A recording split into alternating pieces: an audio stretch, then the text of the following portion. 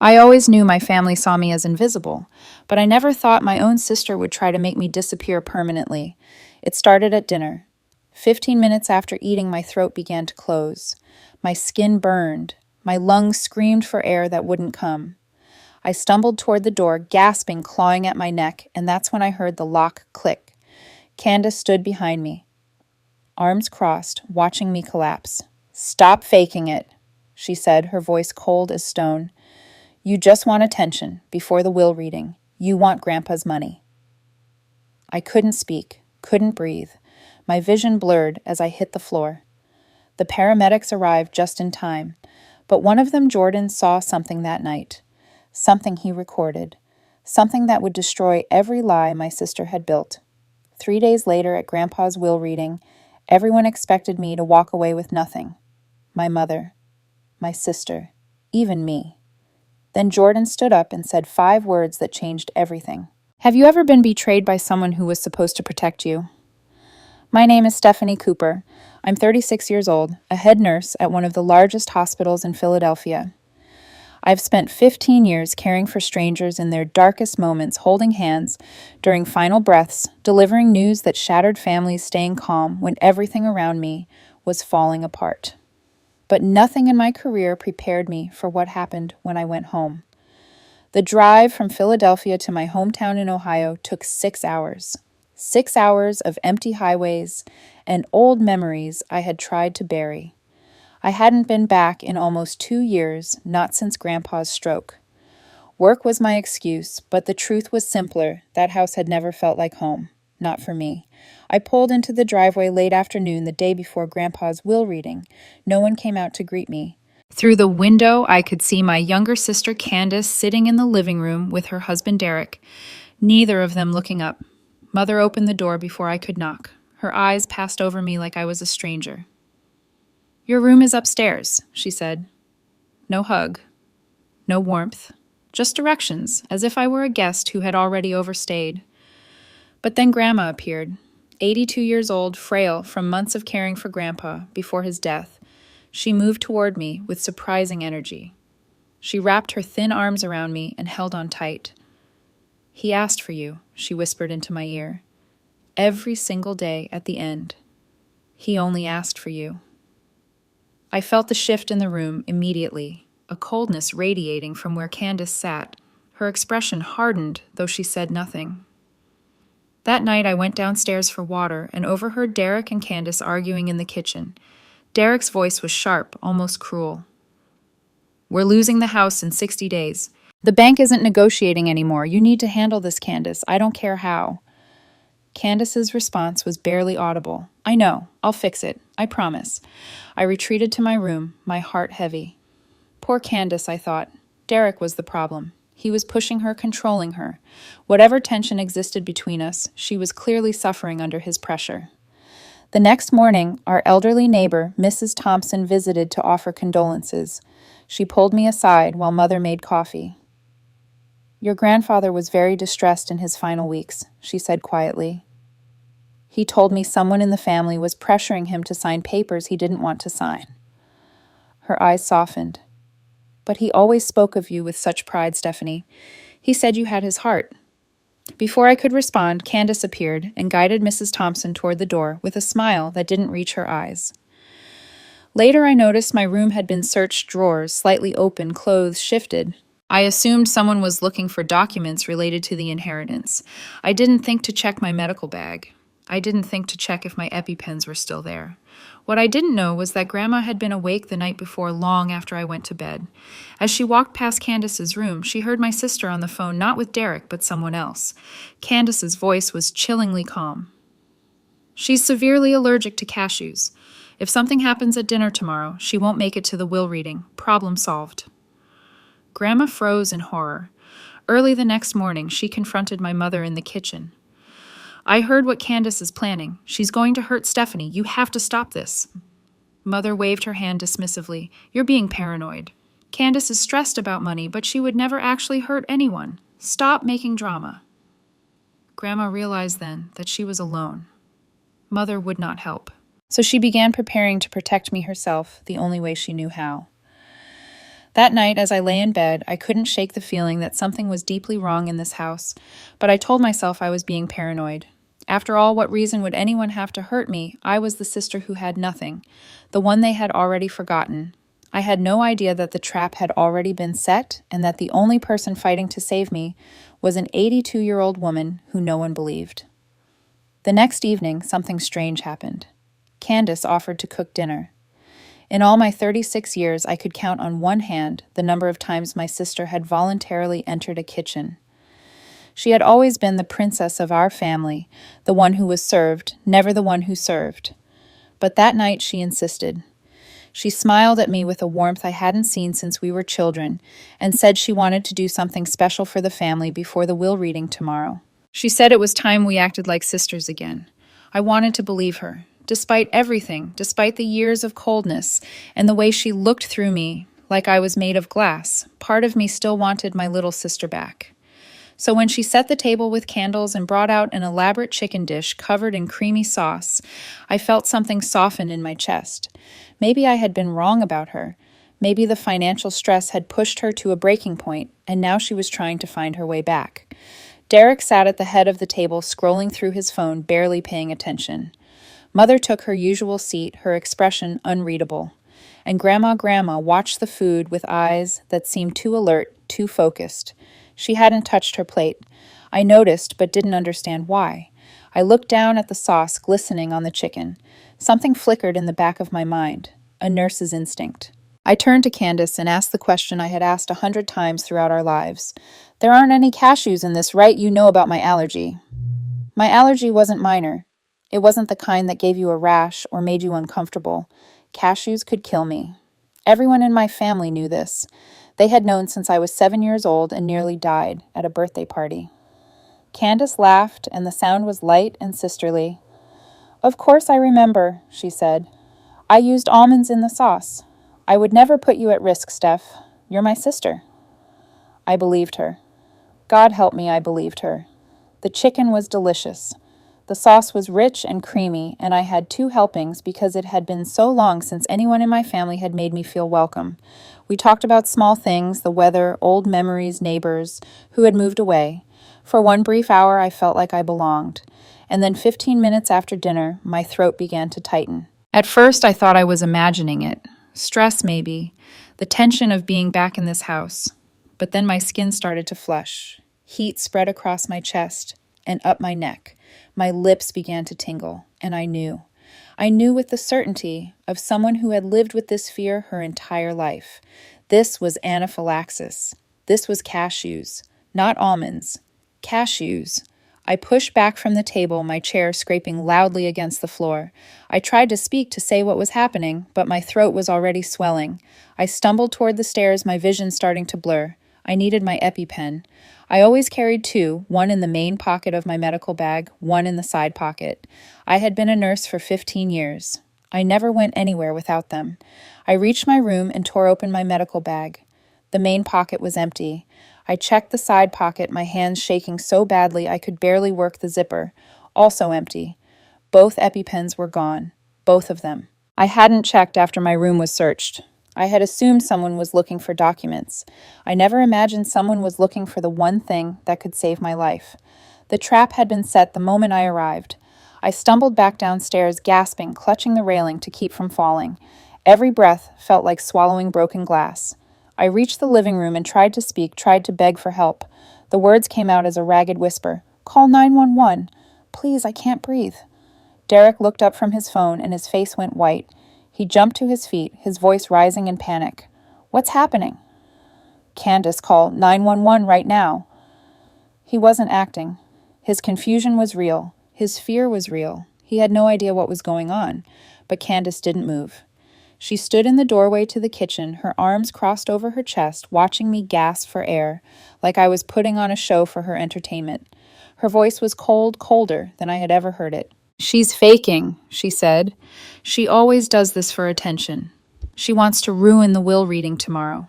She wants everyone to feel sorry for her. I collapsed to my knees. Black spots swam in my vision. Through the haze of suffocating, I saw Derek staring at his wife like he had never seen her before. The red herring shattered in that moment. Derek wasn't the monster. He wasn't the mastermind pushing Candace to desperate measures. He was just a man who had married a woman he never truly knew.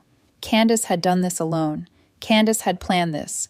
Candace had looked me in the eyes and lied about almonds while she fed me the one thing that could kill me. Then I heard Grandma's voice cutting through the fog. She was screaming at Derek to call for help. When he fumbled with his phone, his hands shaking too badly to dial, she pulled out her own phone. She called 911 herself. And then she did something I didn't understand until later. She kept the phone up, the camera recording. She recorded Candace standing motionless while I choked on the floor. She recorded Derek's panicked confusion. She recorded the front door that Candace had quietly locked when no one was watching. And then Grandma said something that made the whole room go still. She said it loudly, clearly, making sure the recording captured every word. "Margaret, I told you this morning. I told you what Candace was planning. You said I was imagining things." I turned my head, fighting to stay conscious, and saw my mother standing against the wall. Her face was pale as paper. Her mouth opened, but no words came out. She had no defense. She had no excuse. Grandma had warned her that morning. Grandma had heard Candace on the phone the night before planning this, and my mother had dismissed it. She had chosen not to believe it. She had chosen to do nothing. Grandma didn't wait for anyone else to act. She marched to the back door and unlocked it herself, throwing it open just as the paramedics came rushing up the driveway. They burst into the house with their equipment and found me on the floor, my lips turning blue, my body shutting down. One of the paramedics, a young man with steady hands and calm eyes, injected me with epinephrine while his partner secured my airway. I felt the medication hit my system like electricity, forcing my throat to open, forcing air back into my lungs. As they lifted me onto the stretcher, fighting to keep me stable, I heard Grandma's voice one more time. She was speaking to my mother, but she wanted everyone to hear. "I have everything on video," she said. "Everything she did. Everything she said." Then her voice broke, and through my fading consciousness I heard her final words, "And you, Margaret, you knew. I warned you this morning, and you chose to do nothing." The ceiling blurred above me as they carried me out. The last thing I saw before losing consciousness was my sister's face in the doorway, and for the first time in her life, Candace looked afraid. I woke up to the sound of beeping machines and the smell of antiseptic. For a moment I didn't know where I was. The ceiling was white and unfamiliar. Then the memories came flooding back: the dinner, the tightening throat, the empty medical bag, Candace, standing with her arms crossed while I collapsed. I was in a hospital. I was alive. Somehow, despite everything my sister had done, I was still alive. A nurse noticed I was awake and explained that I had been unconscious for nearly 16 hours. The anaphylaxis had been severe. If the paramedics had arrived even 5 minutes later, I would not have survived. They were keeping me for 36 hours of observation to make sure there were no complications. The will reading had been postponed until I was discharged. I lay there in that hospital bed, staring at the ceiling, trying to process what had happened. My sister had tried to kill me, not in a moment of rage, not in a fit of passion, but with cold calculation. She had searched my room. She had stolen both of my EpiPens. She had lied about the almonds while feeding me cashews. She had locked the front door. And when I was dying on the floor in front of her, she had watched and done nothing. The first person to visit was Grandma. She appeared in the doorway looking 10 years older than she had 2 days ago. Her eyes were red from crying, but there was something else in them too, a fierce determination I had never seen before. She sat beside my bed and took my hand, and for a long moment neither of us spoke. Then she pulled out her phone. "I need to show you something," she said. "I recorded everything that night. I want you to see what really happened." She pressed play, and I watched the video with a growing sense of horror and clarity. There was Candace standing motionless while I gasped for air. There was Derek, his face twisted in genuine confusion and panic, clearly having no idea what was happening. There was my mother pressed against the wall, her face drained of color when Grandma accused her of knowing. And there was Grandma's voice loud and clear for the recording. "Margaret, I told you this morning. I told you what Candace was planning." When the video ended, I looked at Grandma with tears streaming down my face. "Why?" I whispered. "Why does she hate me so much?" Grandma squeezed my hand and took a deep breath. Your sister has hated you since you were children, she said. Not because of anything you did.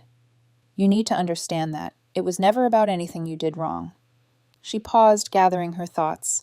It was because your grandfather loved you differently. He saw himself in you, your independence, your kindness, your refusal to play games. Every time he praised you, every time he asked about you, something in Candace broke a little more. She spent her whole life trying to earn what you had naturally. The money was never really the point. She wanted to erase you. You were the constant reminder that she could never be what he truly loved. I closed my eyes and let those words sink in. All those years of coldness, all those years of being treated like I was invisible, it had never been about me at all. It had been about a jealousy so deep that it had poisoned my sister's entire soul. Later that afternoon, I had an unexpected visitor. Derek appeared in the doorway looking like a man who hadn't slept in days. He was pale and unshaven, and his hands trembled as he sat down in the chair beside my bed. He couldn't meet my eyes. I didn't know, he said, his voice cracking. I swear to you, Stephanie, I had no idea what she was planning. I pushed her about the money. I was desperate about the house. We're about to lose everything, but I never imagined she would. He trailed off, unable to finish the sentence. I studied his face, looking for deception, but all I saw was a broken man confronting the reality of who he had married. Why are you here, Derek? I asked. He was quiet for a long moment. Then he said something that changed everything. About 3 months ago, Candace started having secret meetings with a notary. She told me it was estate planning to help your grandfather get his affairs in order. I believed her. I didn't ask questions. He finally looked at me, and his eyes were haunted. But after what happened at dinner, I started thinking. I'm not sure what she actually had him sign. I'm not even sure he signed anything at all. My blood ran cold. I had been so focused on surviving that I hadn't even considered this possibility. Candace hadn't just tried to kill me. She might have done something to Grandpa's will itself. The next morning, I received a phone call that confirmed my worst fears. It was from Mr. Harrison, my grandfather's attorney. He had heard about my hospitalization and wanted to speak with me urgently. His voice was grave as he explained what had happened in the weeks before Grandpa died. Your grandfather called me about 2 weeks before his passing, Mr. Harrison said. He was very distressed. He told me that someone in the family was pressuring him to sign documents he didn't fully understand. He felt trapped in his own home. The lawyer paused. He was afraid his final wishes would be overridden, so he took action. He asked me to arrange a secret meeting at the hospital during one of his checkups. There, with his doctor and attending nurse as witnesses, he signed a new addendum to his will. It declares that any documents signed under duress or coercion are invalid, and it names you, Stephanie, as his sole heir. I could barely breathe. Why didn't anyone know about this? Because he asked me to keep it confidential until the official reading, Mr. Harrison replied. He knew something was wrong. He just didn't know how wrong until it was too late. After I hung up, Grandma reached into her purse and pulled out a sealed envelope. Your grandfather gave this to me before he died, she said quietly. He told me to give it to you only if something bad happened. I think this qualifies. I opened the envelope with shaking hands.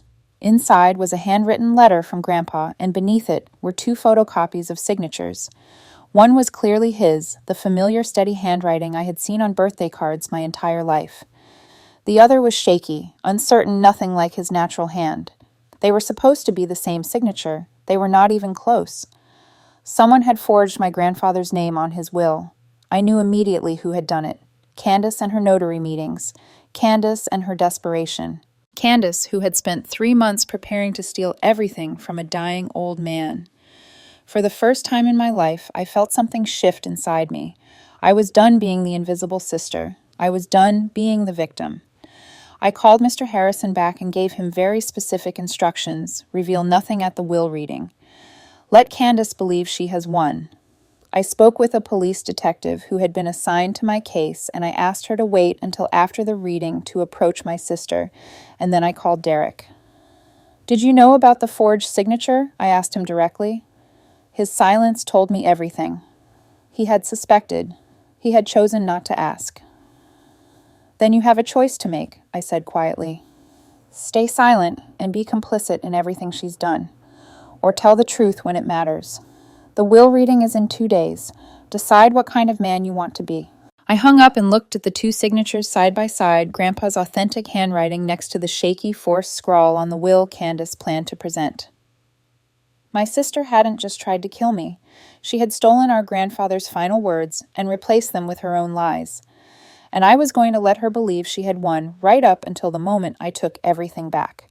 2 days later, I walked through the front door of my family home for what I knew would be the last time.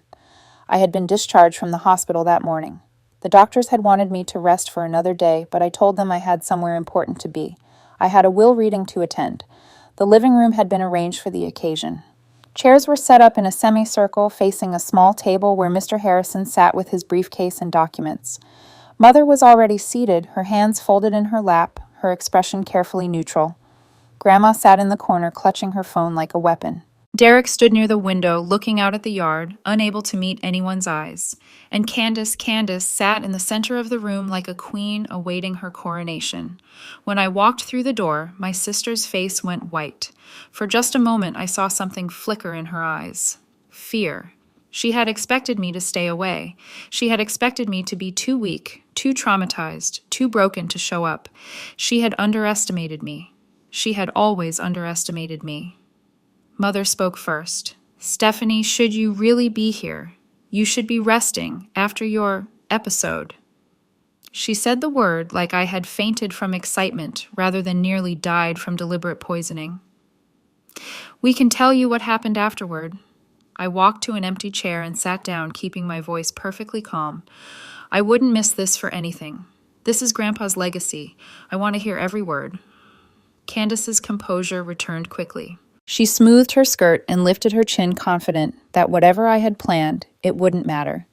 She believed she had won. She believed the will in Mr. Harrison's briefcase would give her everything she wanted. She had no idea what was coming. Mr. Harrison cleared his throat and opened his briefcase. He pulled out a document and began to read. "This is the last will and testament of Robert James Cooper, dated 4 months prior to his death." He read through the standard legal language, and then he reached the part everyone was waiting for. The distribution of assets. According to this will, Candace was to receive 80% of Grandpa's estate, the house, the savings accounts, the investments, everything of value. I was to receive a small cash gift of $5,000 and nothing more. The message was clear. I was an afterthought. I was the forgotten daughter, the invisible sister, worth nothing more than a token gesture. Candace couldn't hide her smile. It spread across her face like sunrise, triumphant and cruel. Mother nodded slowly as if justice had finally been served, as if this was exactly what I deserved for being the daughter who left the sister who didn't play the family games. I sat in complete silence. My expression revealed nothing. I was waiting. Mr. Harrison set down the document and folded his hands. "However," he said, and his voice carried a weight that made everyone in the room go still, "I must inform you that there exists an addendum to this will. It was signed at Regional Medical Center 3 days before Mr. Cooper's death." Candace's smile vanished. "What addendum?" "There is no addendum. I would have known about any addendum." Mr. Harrison ignored her and continued reading. The addendum declared that the previous will was invalid due to coercion and undue influence. It stated that Robert Cooper had been pressured to sign documents against his wishes by a family member he did not name. And it declared that his entire estate, every penny, every piece of property, everything he owned, was to go to his granddaughter, Stephanie Cooper. The words he had written still echo in my mind. The only person in my family who never asked me for anything. The only one who visited because she loved me, not because she was waiting for me to die. The room exploded. Candace jumped to her feet, her face twisted with rage. "This is a lie. He was senile. He didn't know what he was signing. He wasn't mentally competent to make these decisions." Mr. Harrison remained perfectly calm. He reached into his briefcase and produced another document. "This is a certification from Dr. Michael Torres, Mr. Cooper's attending physician at Regional Medical Center. It confirms that at the time of signing the addendum, Mr. Cooper was in full possession of his mental faculties. The document was witnessed by Dr. Torres himself and by Nurse Patricia Hendricks. Both have provided sworn statements confirming Mr. Cooper's mental clarity and his explicit desire to change his will." Candace opened her mouth to argue, but no words came out. For the first time in her life, she had nothing to say. I stood up slowly. "Mr. Harrison, may I have permission to present additional evidence?" He nodded. "Of course." I took Grandma's phone and connected it to the small television in the corner of the room. The screen flickered to life, and suddenly the room was filled with the sounds of that terrible night. The video played from Grandma's perspective, showing everything in terrible clarity. There I was, collapsed on the floor, gasping for breath. There was Candace standing with her arms crossed, making no move to help. Her voice came through the speakers, cold and dismissive. "She's faking. She always does this for attention. She wants to ruin the will reading tomorrow." The video showed Derek's panicked confusion, his genuine shock as he fumbled with his phone, trying to call for help. It showed the front door locked, preventing the paramedics from entering quickly, and then it captured Grandma's voice loud and clear and devastating. "Margaret, I told you this morning. I told you what Candace was planning. You said I was imagining things." Every head in the room turned toward my mother. Her face had gone gray. She looked like a woman watching her entire world collapse, because there it was, recorded forever proof that she had been warned, proof that Grandma had told her that morning what Candace intended to do, proof that my mother had dismissed the warning and done nothing while her eldest daughter was poisoned in front of her. The video ended. The silence that followed was suffocating. Then Derek moved. He had been standing by the window throughout the reading, and now he stepped forward. Everyone expected him to defend his wife, to make excuses, to find some way to explain away what we had all just seen. Instead, he turned to face me directly. "3 months ago, Candace told me she was meeting with a notary for your grandfather's estate planning. I asked why she needed to go alone. She said it was complicated, that I wouldn't understand." His voice was steady but hollow. I should have asked more questions. I saw things that didn't make sense, and I chose not to look closer. I chose not to know.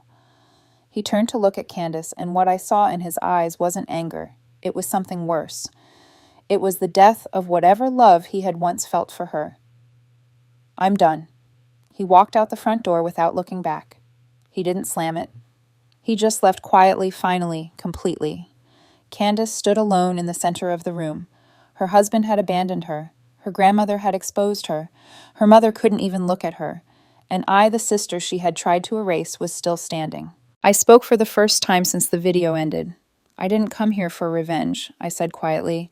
"I just wanted the truth to be seen." Grandma's voice came from the corner, soft but clear.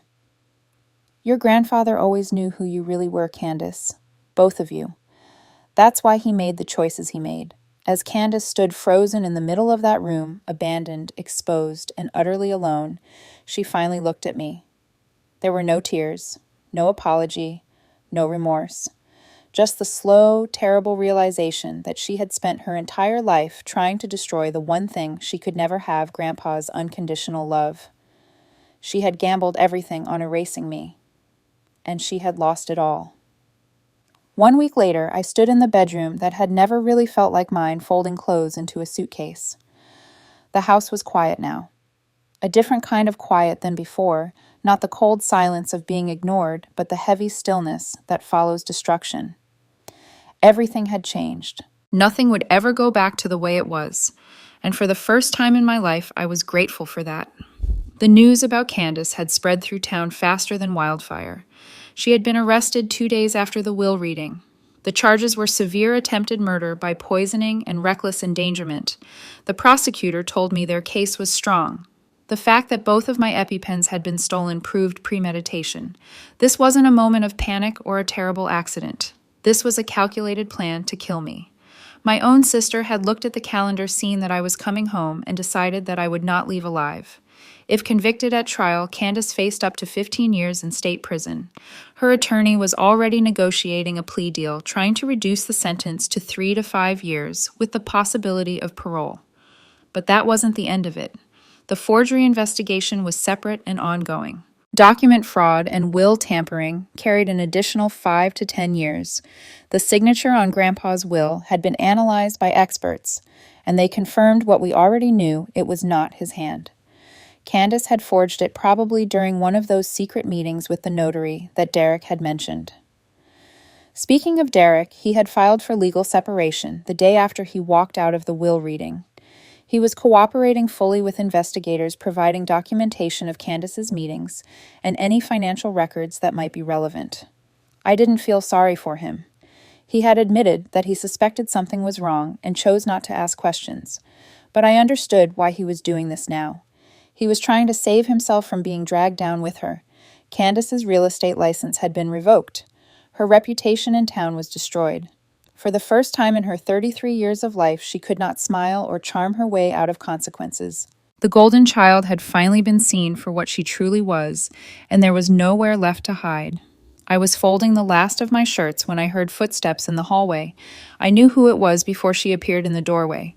Mother stood there watching me pack, her face drawn and tired. She looked like she had aged 10 years in the past week. Part of me wanted to feel sympathy for her, but that part was very small now and growing smaller every day. "Stephanie," she said. Her voice was hesitant, searching for the right words. "I need you to understand something. Candace was always fragile. Ever since she was a little girl, she needed more attention, more reassurance. I thought if I protected her enough, she would become the person I hoped she could be." She paused, and I could see her struggling. "When your grandmother told me that morning what she had heard, I didn't believe it. I couldn't believe it. I thought she was exaggerating. I thought Candace was just stressed about money and saying things she didn't mean." I stopped folding. I turned to face my mother with a clarity I had never felt before. For 36 years, I had accepted her excuses. I had told myself that she didn't mean to favor Candace, that she was just trying to keep the peace, that she loved us both in her own way. But I was done lying to myself. "You didn't protect Candace," I said. My voice was calm, steady, final. "You enabled her. You watched her become a monster and called it sensitivity. You made excuses for her cruelty and called it stress. And you didn't fail to protect me, you chose not to. There's a difference between not knowing and not wanting to know. Grandma told you exactly what Candace was planning. She told you that morning that your daughter intended to hurt me, and you decided that it couldn't be true because believing it would mean admitting what Candace really was. You chose your comfort over my life." Mother opened her mouth to respond, but nothing came out. What could she say? There was no excuse that would erase what she had done.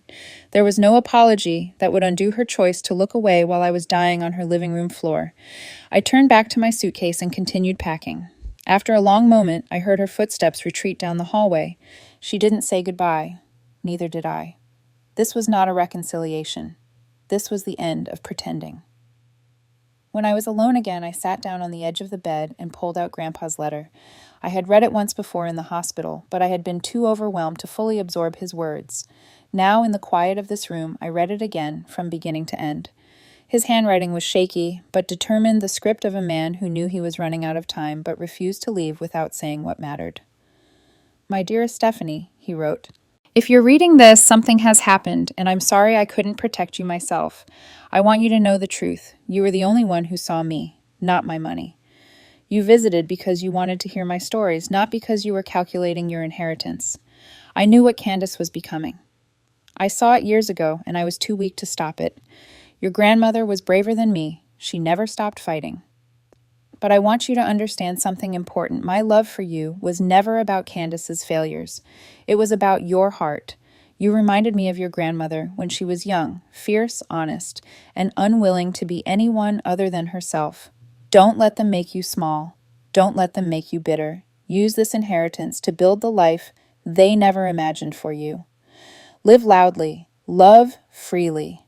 That will be my final victory and my greatest gift to you." I held the letter to my chest and let the tears come. Not tears of sadness, but tears of release. My whole life, I had wondered if I was worthy of love. I had wondered if there was something wrong with me, some flaw that made my family push me away. But Grandpa had seen me. He had always seen me. And he had made sure that even after he was gone, I would finally understand that I had never been the problem. I finished packing and carried my suitcase downstairs. Grandma was waiting by the front door. She looked small and fragile, but her eyes were bright, with something I recognized now as strength. She had been fighting for me all along, even when I didn't know it. I set down my suitcase and wrapped my arms around her, holding on longer than I ever had before. She cupped my face gently, her thumbs brushing away the last of my tears. "He knew you would survive this," she said softly. "He just wanted to make sure you knew why you deserved to." I looked at her, and a question that had been forming in my mind finally found its way to my lips. "Did you know about the addendum all along?" Grandma smiled, and there was a spark of mischief in her eyes that reminded me suddenly of Grandpa. Who do you think drove him to the hospital to sign it? I was his witness. His doctor was the other. Your grandfather and I planned it together. We knew something was wrong. We just didn't know how wrong until it was almost too late. I laughed. It was the first genuine laugh I had felt in what seemed like years. Of course, Grandma had been part of it. Of course, she had been protecting me even then. I hugged her one more time, promised to call when I reached Philadelphia, and walked out to my car. I put my suitcase in the trunk and slid behind the wheel. The engine started with a familiar rumble. As I pulled out of the driveway, I adjusted the rearview mirror and watched the house grow smaller behind me. I used to believe that family meant accepting whatever they gave you, the silence, the blame, the crumbs of attention they had left over. I spent 36 years trying to earn a place at a table that was never meant for me. But Grandpa's letter taught me the truth I had been too afraid to see. Real love doesn't ask you to disappear. It doesn't make you feel invisible. It sees you even when everyone else refuses to look. And for the first time in my life, I finally saw myself the way he always had, not as the forgotten sister, not as the one who didn't matter, but as someone worthy of being seen, worthy of being chosen, worthy of being loved without conditions. I pressed the gas pedal and watched the town shrink in my mirror. I wasn't going back to my old life. I was going forward to build a new one. Stephanie's story reminds us of a truth that too many people learn too late. Not everyone who shares your blood shares your best interests. Family is supposed to be a safe place, but for millions of people, it becomes the source of their deepest wounds. If you have ever been the invisible one, the scapegoat, the child who could never earn love that should have been freely given, please hear this. Their inability to see your worth says everything about them and nothing about you. The lessons from this story are clear. Trust your instincts. When something feels wrong, it usually is. Document everything. Grandma's decision to record that night saved Stephanie's life and exposed the truth. And most importantly, you are allowed to walk away from people who hurt you, even if they are family. Setting boundaries is not betrayal. It is survival. Real love does not make you feel small. It does not ask you to disappear so others can shine. It sees you, supports you, and celebrates who you are. If the people around you cannot offer that it is okay to build a new family, one you choose for yourself. Thank you for listening to Stephanie's story. If it touched your heart, please subscribe to our channel and turn on notifications so you never miss a new story. We would love to hear from you in the comments below. Have you ever experienced betrayal from someone you trusted? Share your story. Your words might be exactly what someone else needs to hear today.